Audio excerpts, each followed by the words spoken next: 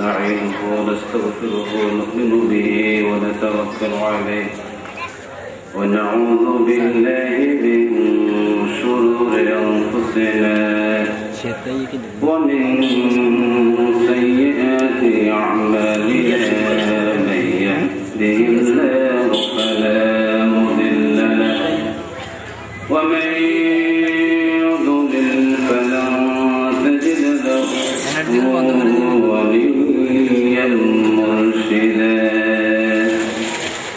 الذي أرسله بالحق بشيرا ونذيرا وداعيا إلى الله بإذنه وسراجا منيرا فقد قال الله تعالى في كلامه المجيد وفرقانه الحميد أعوذ بالله من الشيطان الرجيم بسم الله الرحمن الرحيم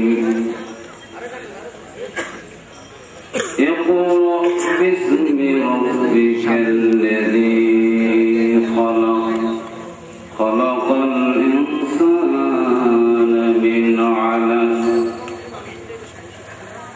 قال النبي صلى الله عليه وسلم عن جابر رضي الله تعالى عنه قال قال رسول الله صلى الله عليه وسلم إن خير الحديث كتاب الله وخير الهدي هدي محمد صلى الله عليه وسلم إن الله وملائكته يصلون على النبي يا أيها الذين آمنوا صلوا عليه وسلموا تسليما সবাই দরুদ ইব্রাহিম পড়ি اللهم صل على محمد كما صليت على إبراهيم وعلى آل إبراهيم إنك حميد مجيد اللهم بارك على محمد وعلى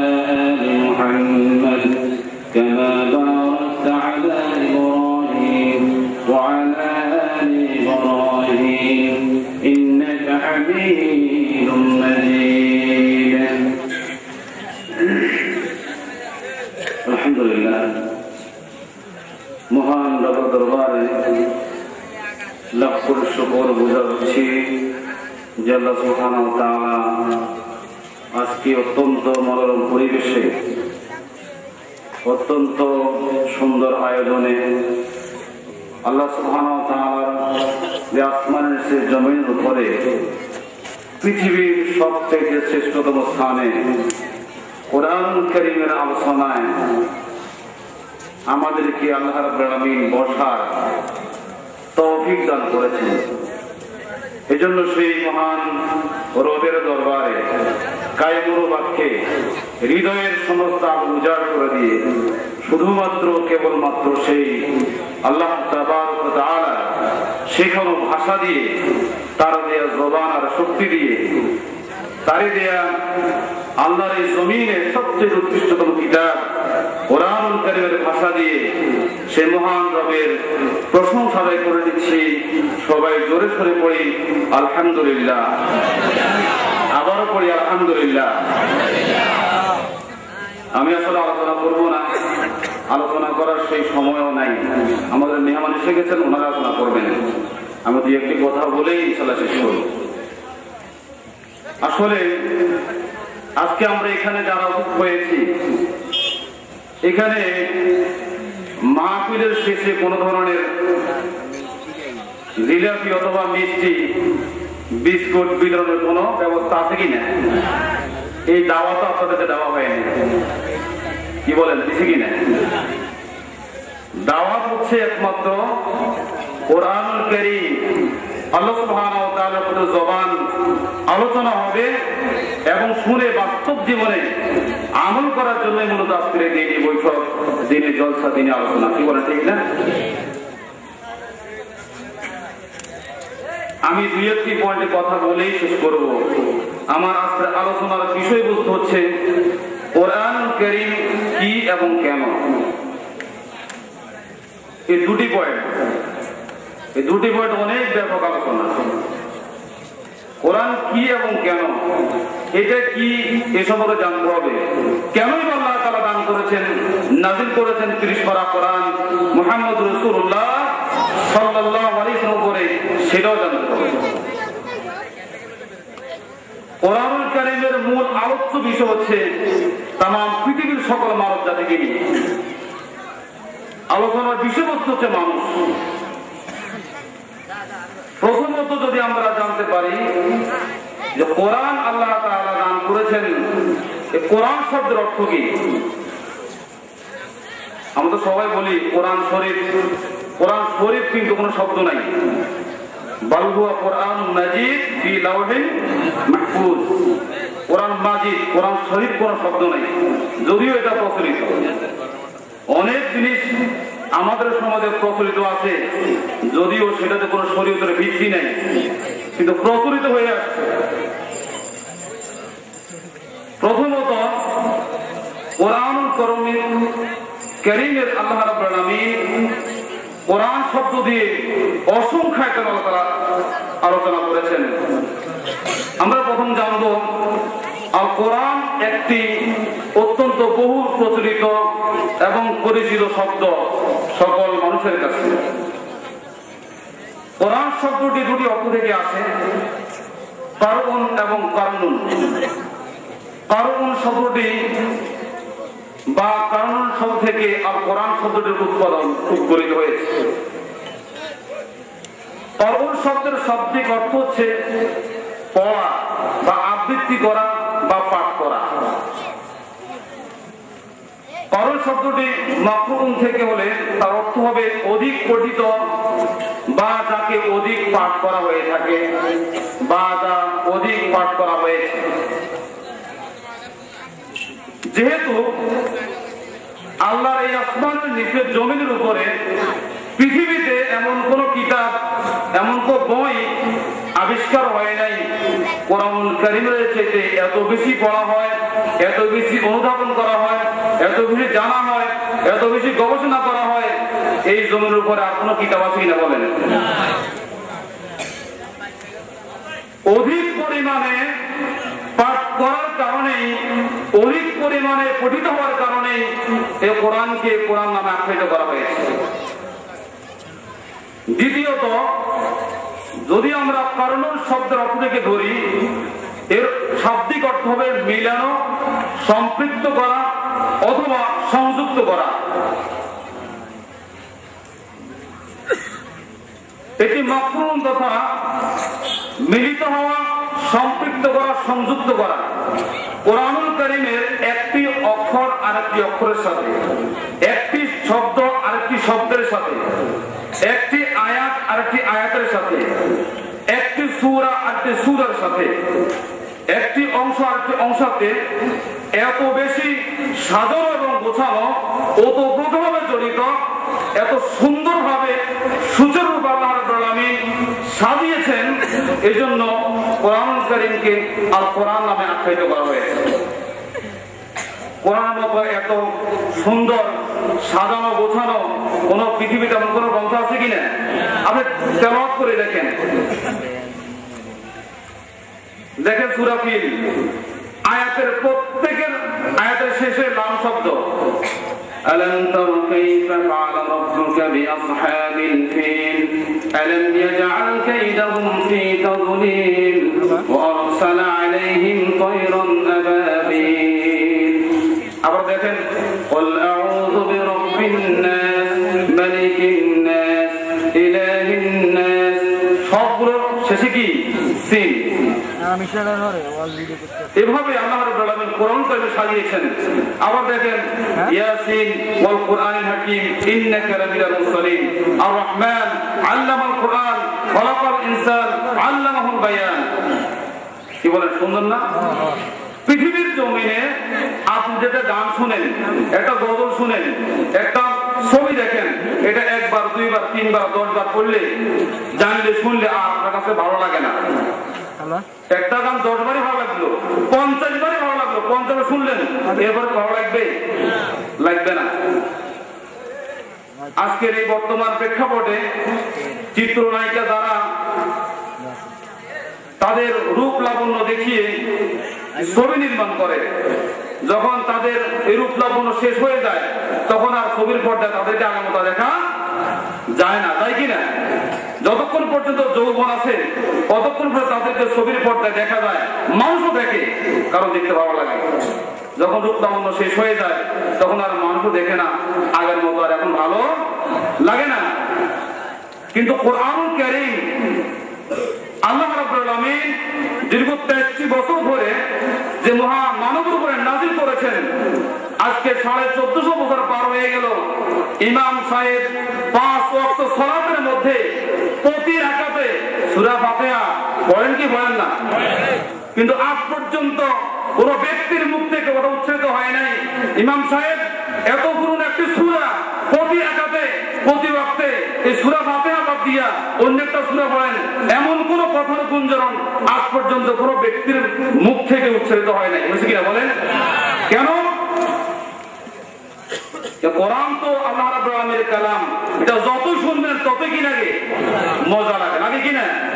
কারণ আমার কণ্ঠে শুনবেন একরকম, হাফেজ সাহেবের কণ্ঠে আরেক রকম, সালাতুত তারাবির সময় সেখানে আরেক রকম, সুদাইসির কণ্ঠে একরকম, এক একজনের কণ্ঠে এই কোরআনুল কারীমের অমীয় বাণী, অমীয় সুধা, তার মোহনীয় শক্তি আল্লাহ রাব্বুল আলামিন যে দান করেছেন। এই কোরআন সার্বক্ষণিক সকল মানুষকে শুধুমাত্র আল্লাহর এই কালামের দিকে মানুষকে আকৃষ্ট করে। কথা বলেন ঠিক না বেঠিক? এটি এমন একটি কোরআন, এই কোরআন আলোচনা আমরা করেছি কোরআন শোনার জন্য। কোরআন কারীমের আকর্ষণে আমরা অত্যন্ত দূর দূরান্ত থেকে আজকে এখানে মধুমক্ষী কারণে উপস্থিত হয়েছি, অন্য কোনো আশা আর ভরসা নিয়ে নয়, শুধু কোরআন হাদিস থেকে আলোচনা শোনার জন্যই মূলত আমাদের আজকের আগমন। কথা বলেন ঠিক না বেঠিক?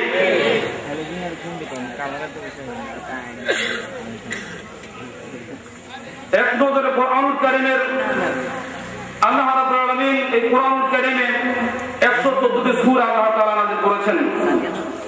কোরআনুল কারীমের মক্কি সূরা আল্লাহ তাআলা 60 থেকে অথবা মতান্তরে 89টি, মাদানী সূরা আল্লাহ তাআলা নাযিল করেছেন 28 থেকে অথবা 25, মত পার্থক্য রয়েছে। এর আয়াত সংখ্যা হযরত আয়েশা সিদ্দিকা রাদিয়াল্লাহু তাআলার বর্ণনা মতে 6666, যেটা আমরা সকলেই জানি এবং প্রসিদ্ধ। হযরত উসমান রাদিয়াল্লাহু তাআলার মতে তিনি বলেন 6250টি, এবং হযরত আলী রাদিয়াল্লাহু তাআলার মতে 6236টি। ইবনে মাসউদ রাদিয়াল্লাহু তাআলা তার মতে 6218টি, আরো অনেকগুলো মত আছে। আপনি বলবেন এত মত কেন? রাসূল কারীম সাল্লাল্লাহু আলাইহি সাল্লামের তেলাওয়াতের ক্ষেত্রে যে সমস্ত ওয়াকফের জায়গাগুলো রয়েছে কোরআনুল কারীমের ভিতরে, এক্ষেত্রে রাসূল সাল্লাল্লাহু ওয়াকফ করার ক্ষেত্রে কেউ এটাকে আয়াত ধরেছেন, কেউ আয়াত ধরে নাই, যার কারণে কোরআনুল কারীমের আয়াত সংখ্যার মধ্যে মত পার্থক্য রয়েছে। হযরত আয়েশার মতে, যেটা প্রসিদ্ধ মত, আমাদের সমাজে প্রচলিত 6666 আয়াত। এই আয়াতের মধ্যে আল্লাহ রাব্বুল আলামিন 6666 আয়াতের ক্ষেত্রে বিষয়বস্তু আলোকে আল্লাহ তাআলা কোরআন নাযিল করেছেন। আদেশ সংক্রান্ত বিষয়ে আল্লাহ তাআলা আয়াত নাযিল করেছেন প্রায় 1000। নিষেধ সংক্রান্ত বিষয়ে আল্লাহ তাআলা আয়াত নাযিল করেছেন 1000। বিভিন্ন সংবাদ সংক্রান্ত বিষয়ে আল্লাহ তাআলা আয়াত নাযিল করেছেন 1000। এবং বিভিন্ন ব্যক্তি এবং গোষ্ঠী রাসূল সাল্লাল্লাহু আলাইহি সাল্লাম এবং এর পূর্বে যত নবী এসেছে সকল নবীদের এবং তামাম জগতের সকল মানবের জন্য সতর্কবাণী দেওয়ার জন্য আয়াত নাযিল হয়েছে 1000। পৃথিবীর সকল মানুষকে বোঝানোর জন্য উদাহরণ হিসেবে আল্লাহ তাআলা আয়াত নাযিল করেছেন 1000। বিভিন্ন জাতির ঘটনাবলী সম্পর্কে আল্লাহ তাআলা মানুষকে শুধুমাত্র পূর্বের ইতিহাস জানার জন্য, ওখান থেকে শিক্ষা গ্রহণ করার জন্য, বাস্তব জীবনে আমল করার জন্য আল্লাহ তাআলা আয়াত নাযিল করেছেন 1000। হালাল এবং হারাম এই বিষয়ে আল্লাহ তাআলা নাযিল করেছেন 500তম আয়াত। হালাল 250, হারাম 250, 500 আয়াত আল্লাহ তাআলা নাযিল করেছেন। এবং বিভিন্ন তাসবিহ যেটা আল্লাহর নামে পড়া হয়, সুবহানাল্লাহ, আলহামদুলিল্লাহ, এই জাতীয় আয়াতে কারিমা আল্লাহ তাআলা নাযিল করেছেন 100। এবং বিবিধ অন্যান্য যাবতীয় সকল বিষয়ে আল্লাহ তাআলা আয়াত নাযিল করেছেন 66। এই হলো সর্বমোট 6666তম আয়াত। আল্লাহ রাব্বুল আলামিন যে কোরআনুল কারীম আমাদের জন্য নাযিল করেছেন এবং এর আয়াতের মধ্যে এর প্রকারভেদে হুকুমের দিক থেকে 3 প্রকার আয়াতে কারিমা রয়েছে। এক, হালাল, হারাম এবং আমসাল। অর্থের দিক থেকে আয়াতে কোরআনুল কারীমের মধ্যে 2 ধরনের আয়াত রয়েছে, একটি মুহকামাত, একটি মুহতাসাবিহাত, সুস্পষ্ট আয়াত এবং অস্পষ্ট দুর্বোধ্য আয়াত। যেমন কোরআন শুরুতে রয়েছে আলিফ লাম মিম, ইয়াসিন, হামিম, আইন সিন কফ, এগুলা অস্পষ্ট আয়াত, এগুলার অর্থ আল্লাহ ভালো জানেন। বাকি যেগুলা জানার প্রয়োজন আল্লাহ রাব্বুল আলামিন ওগুলো আমাদেরকে বোঝার জন্য, জানার জন্য, শিক্ষা গ্রহণ করার জন্য নাযিল করেছেন। আল কোরআনুল কারীমের অসংখ্য নাম রয়েছে। আল্লামা জালালুদ্দিন সুয়ুতী রাহিমাহুল্লাহ তার একটি গ্রন্থ আল ইতকান ফি উলুমিল কোরআন, ওই গ্রন্থে তিনি কোরআনুল কারীমের 55টি নাম তিনি উল্লেখ করেছেন। এর মধ্যে অত্যন্ত প্রসিদ্ধ 5টি কোরআনুল কারীমের নাম হচ্ছে আল কোরআন, আল ফুরকান, আল কিতাব, আত তানজিল এবং আল যিকর। এই 5টি হচ্ছে কোরআনের 55টি নামকরণের মধ্যে প্রসিদ্ধ 5টি নাম। এর অনেকগুলো কোরআন কেন বলা হয়েছে, ফুরকান কেন বলা হয়েছে, অনেক বিস্তারিত আলোচনা আছে।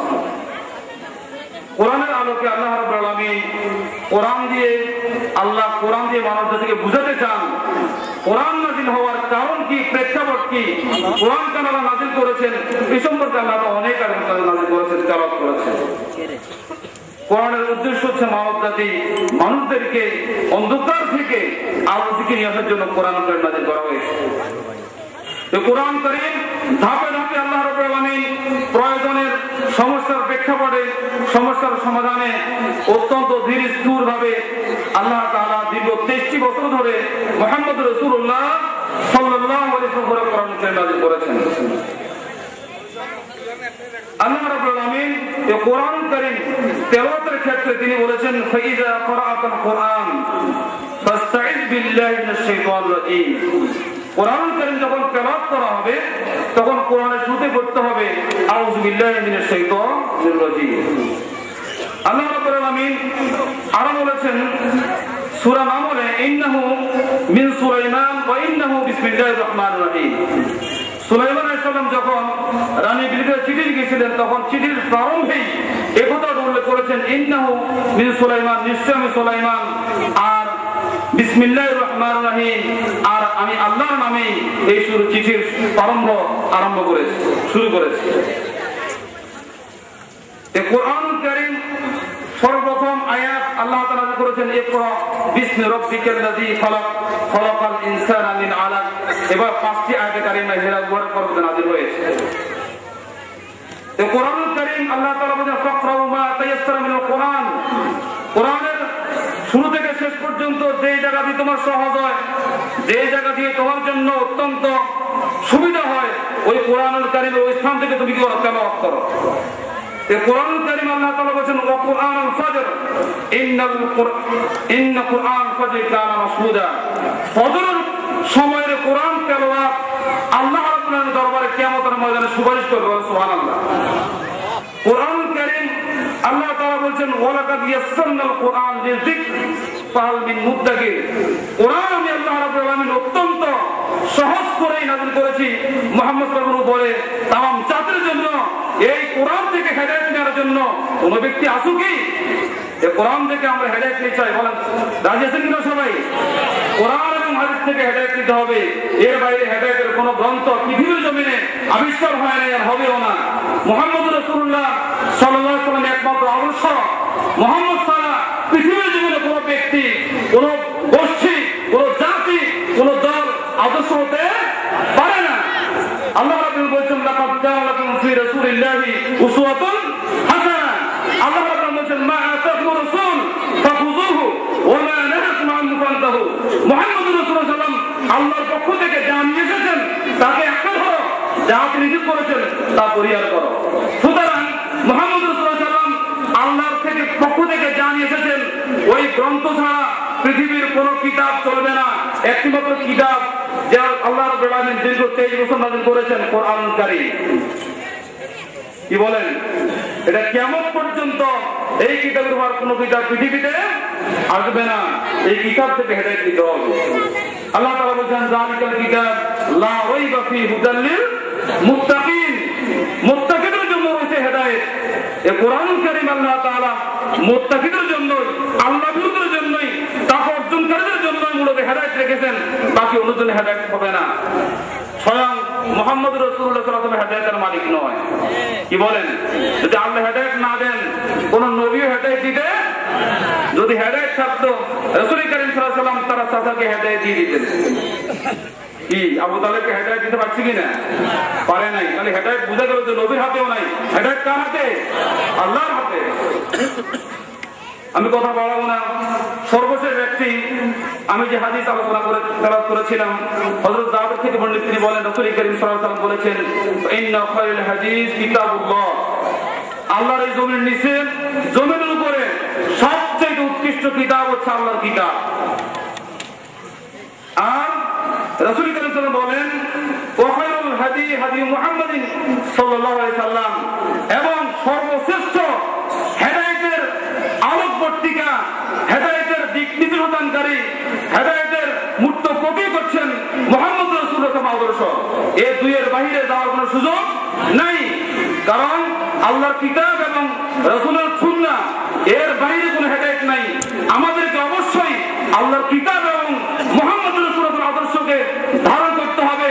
এটা আল্লাহর পক্ষ থেকে যে কিতাব, একটি ওহী মাতলু এবং ওহীকারী মাতলু, এই দুটি সুন্নাহকে, কিতাবুল এবং সুন্নাত রাসূলকে আঁকড়ে ধরতে হবে। আল্লাহ রাব্বুল আলামিন আমাদের সকলকে এই দুইয়ের ভিতর থেকে আমাদের জীবনকে সুন্দরভাবে সাজানো, জীবনকে আমরা যদি বেঁচে থাকি আল্লাহ সাল্লাহর পাত্র হিসেবে, আল্লাহ সকলে কবুল করুন, আমিন। আমি আলোচনা এখানে শেষ করছি। আমাদের মেহমান এসে গেছেন, উনি আলোচনা করবেন। আমি আপনাদেরকে অত্যন্ত আন্তরিক অভিনন্দন, সাধুবাদ জানাচ্ছি। অত্যন্ত দূর দূরান্ত থেকে আপনারা এসে এই মাহফিলকে অত্যন্ত সৌন্দর্যমণ্ডিত করেছেন। এই জন্য সকল ভাইদেরকে, দিনী ভাইদেরকে আন্তরিক অভিনন্দন জানাই।